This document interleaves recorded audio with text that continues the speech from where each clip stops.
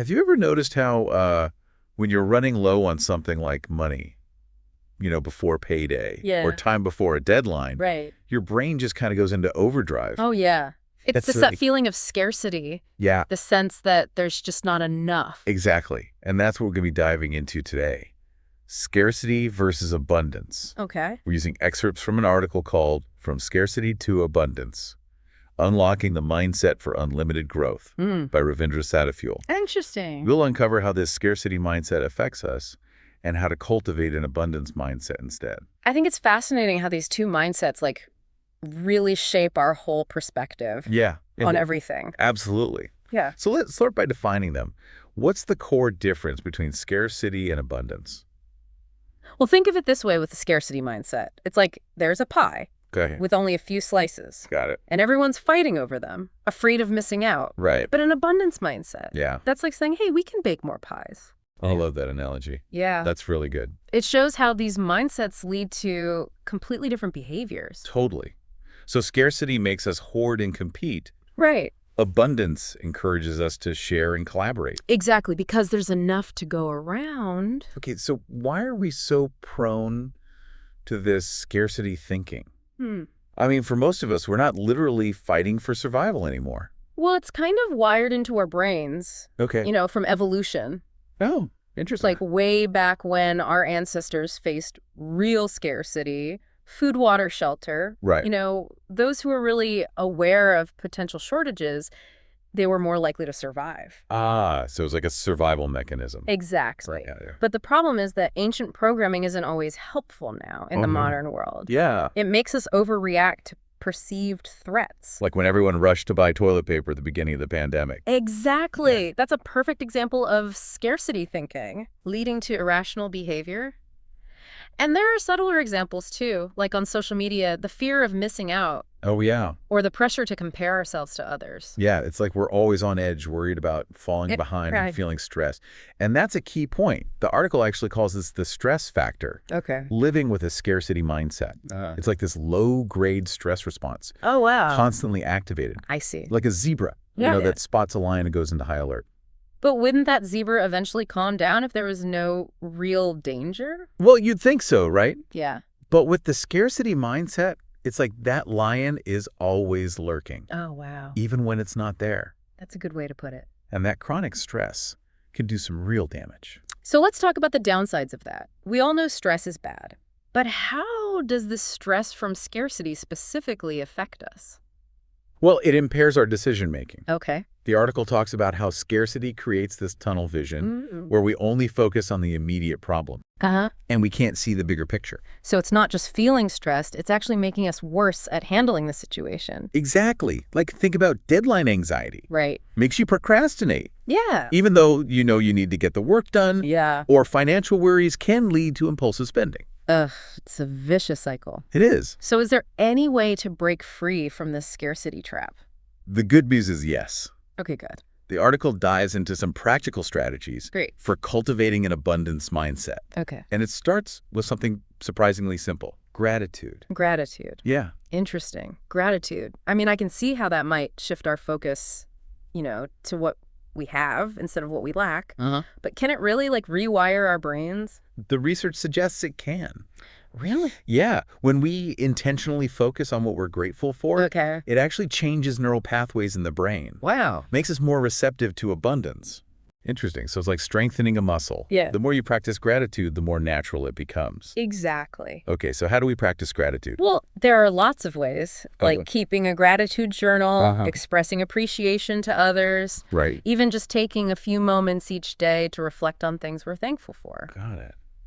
So what about when we face setbacks? Yeah. The article also talks about reframing challenges as opportunities. Yes. Can you tell me more about that? Sure, it's all about shifting our perspective. Okay. Instead of viewing problems as threats, Yeah. we can see them as chances to learn and grow, become more resilient. I see. This doesn't mean denying how hard things are, Right. but we can approach them with a more resourceful mindset. Can you give an example of what that might look like in real life? Sure, let's say you get laid off from your job. Okay. From a scarcity mindset, that might feel like a devastating loss. Yeah, definitely. But through an abundance lens, It could be seen as an opportunity. Okay. To reevaluate your career path. Got it.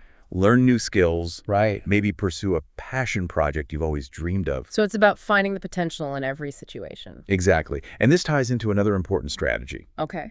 Focusing on creation rather than competition.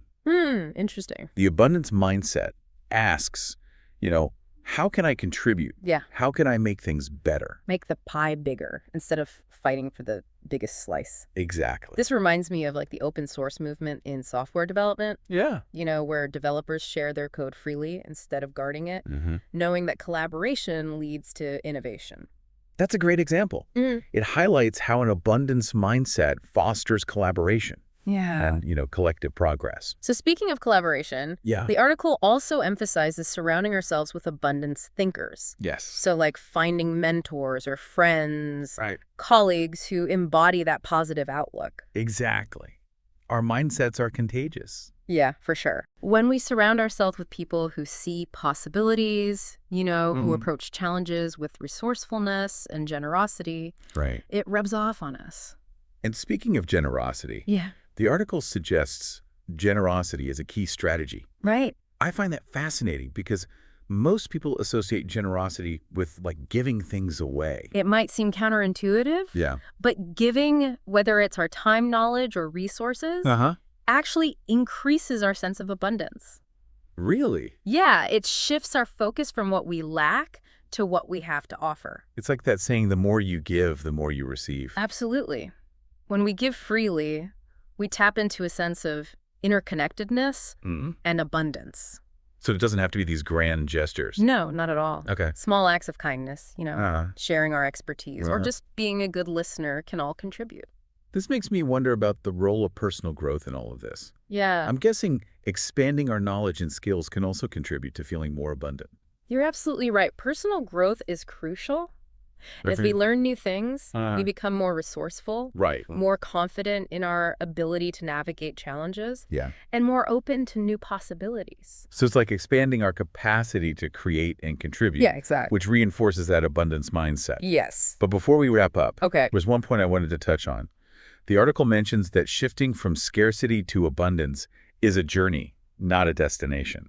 Yeah, it's important to remember that Okay. we're not striving for some perfect state of unwavering abundance. Got it. We're all human. Right. There will be times when we slip back into scarcity thinking, Yeah.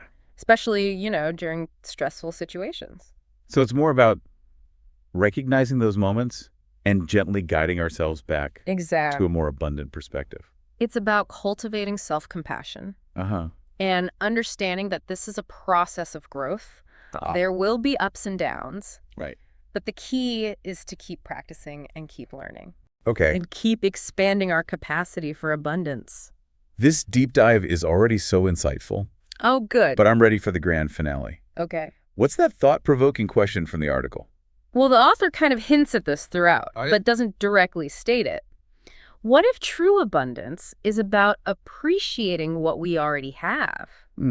Could it be that our most abundant resource is actually our attention? Our attention. Yeah.